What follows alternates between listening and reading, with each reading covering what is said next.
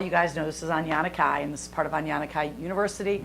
And today our class is going to be Get Your Tech On. And what this is going to be is this is going to get you certified so that you will be a technician. So, our first thing that we're going to talk about is EWOT, and that's exercising with oxygen therapy. As you see, we have an oxygen concentrator run through a bubble humidifier, and we're using the mini tramp. I prefer the mini tramp over the vibrational platform, okay? It does more. The other thing that's nice about the vibrational platform, if it's the end of the day and you really don't feel like jumping, you're still going to get great results. But the tramp is actually going to do more. Problem with the tramp is it's also easy to get hung up on the cord, so I really I'm worried a little bit about people getting hurt doing that, so I don't promote that as well unless someone's really watching and paying attention and that sort of thing, which is why I just go straight to the vibrational platform. And the vibrational platform is great, it just doesn't do what the tramp does. Because on the tramp, for every inch you come off that tramp bed, you get 1 force of gravity. Okay?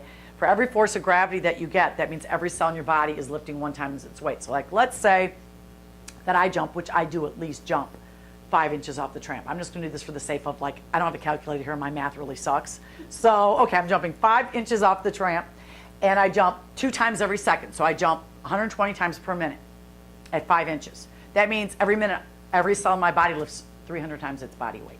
300 times, 300 times. I couldn't get my bicep to lift 300 times its weight in 1 minute.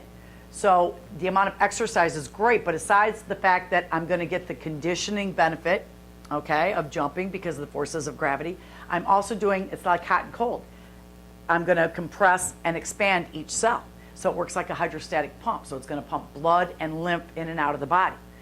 And if I'm breathing oxygen, and you do the math from there, you can see why this tramp is going to be a tremendous benefit. Plus, we know gravity also does what? It actually helps you build new brain cells. Gravity is one of the best ways to develop brain cells. That's why fighter pilots and like Cedar Point's great. If you can do those fast rides, I just want to live there because I just try to relax and go along for the ride. And I know my brain just got enhanced, baby. Gravity. Gravity. And that's why it makes people feel good too, because see, when they realize when they're on those rides that they feel all that lymph and that blood's moving, and people notice the difference. It feels good, and that's why people enjoy these rides, and they don't even know why, but that's why. You know, and that's why with the tramp, and the most important thing with the tramp is to relax. But seriously, you should jump until your pain's gone, breathing oxygen, and then you just maintain that in 10 minutes a day. But I tell everybody when they start jumping, go and you jump an hour, 2 hours until your pain's all gone out of your body. Then once it's all gone, you should be able to maintain that in 10 minutes a day. And again, if you have your lymph system moving properly and you have enough oxygen there, what happens is in a healthy person, their cells are really close together. So there's not a lot of space in the interstitial fluid. So the capillary pressure from the blood capillary, when it drives the nutrients out of the capillary into the interstitial fluid, the extraterrestrial fluid, the extracellular matrix, the terrain, right? You guys are getting all these names down now. It doesn't have a lot of space it has to travel to get back into the lymph vessel where it can actually be handled. Okay, so this is going to be a healthy cell state. See, they're all smiling, they're all really happy guys. So what ends up happening is when your body is toxic, it looks at toxins as parts per million. So you get extra edema, you get extra fluid, and now from this blood capillary to your lymphatic vessel is a lot of space. So imagine the toxins that are in this interstitial fluid, this extracellular matrix, is it even going to make it over here to the lymphatic vessel from the capillary pressure? And so you can see this becomes a cesspool, and this becomes very toxic. Okay, and this is why we get sick. This is why we get sick, because we can't get the nutrition to this cell because it's too far away from the capillary pressure, the osmotic pressure there. And then the toxins from this cell can't get back in the lymph vessel where it gets recycled because, again, not enough pressure to drive it through all that extra edema that's going on there. So this continues to go on, and then what ends up happening is that lymph, that extracellular fluid, that interstitial fluid, that matrix, that terrain starts crystallizing, and it becomes very sludge-like and starts crystallizing, and now you have pain and disease, and you have an acid state. So that's the disease processing in the body. People are just starting to understand that, and it's very, very important because that's really what it's all about right there. So that's why we say if we can get the lymphatic system moving and keep it healthy, you can't have pain and you can't have disease. It's just not possible. Compression, you want to know why it works? Because it moves lymph. Yeah. Anytime we move lymph in here, we want to make sure we're breathing oxygen and running microcurrent. Every time we're moving lymph, we want to make sure So just like exercising with oxygen therapy, same thing for compression, because compression is just a milder version of the tramp. It basically is almost exactly the same as having Alicia give you a small lymph drain or the vibrational platform. Okay, in fact, what's really cool about the compression is originally it was used as a natural remedy for a non-surgical bypass. Okay, so instead of bypass surgery, which we know is archaic and it's out of date, your body will actually build a collateral system around any area that's clogged. The compression, in 30 days, if we get someone that has an arterial blockage and we get them to do the compression for 30 days, guess what? Their body will build a collateral system around it. That's all it takes is 30 days. So that's one of the ways we use it. Well, then the estheticians started using it because they realized that with the lymphatic blow, they could get rid of cellulite. And the massage therapists realized that they would do it because it would make them feel better. So bottom line is we're moving lymph, guys. We're moving lymph and we're moving blood. So we hook up microcurrent on lymph drain and we breathe oxygen through our nose, and voila, once again, we have another way to lay there and relax and get a really nice whole body oxygen fuel up along with the lymph drainage, and yeah, you get the idea, right? So it helps with so many things. Protocol. Someone comes in and they have a blockage. Let's say they have a 90% of their carotid. You wouldn't turn the level all the way up to 6, okay? Because we really don't. So honestly, unless you know the person's protocol, you really need to take their BP. The first time someone gets hooked up to this, we got to check blood pressure, okay? And we got to increase their increments gradually, unless we know it's a healthy person with no blockages. But if someone's actually coming in and we don't know anything about them, we must do a BP. We have to check their blood pressure. If I were going to choose a top or a bottom, I would choose a bottom because it really covers almost the entire body except for the arms. But there are some people that want to just do a jacket, and that's fine too. Like if someone has had a mastectomy and they have a lot of lymphedema in their arm, the jacket would be the way to go. I like the way. And again, when it comes to how to do it, it's getting the zippers adjusted at the right level. It's making sure you hook up the microcurrent on lymph drain and give them the nasal cannula, and then just making sure that their level's right. Spinulator. This is another self-serve. It's absolutely fantastic because it's so easy to use. It really is wonderful for loosening up the spine. Microcurrent, basically, our neurofeedback is microcurrent. Our It's Me, our Indigo, our Skio is microcurrent, and then all of our microcurrent machines are microcurrent. Microcurrent means it's under 500 amps. Again, it's subsensory. We can't feel it. This is really important because anything above that 500 amps will rape the ATP from your body, where microcurrent, every half an hour on there, you generate 5 times more ATP, okay? Anything over 500 amps, like a TENS unit, actually gases off the hydrogen in the cells and actually almost has like a burning effect. So short term, or if someone's in a lot of pain, it's better than a pain pill. Long term, not such a good idea. You do much better with microcurrent.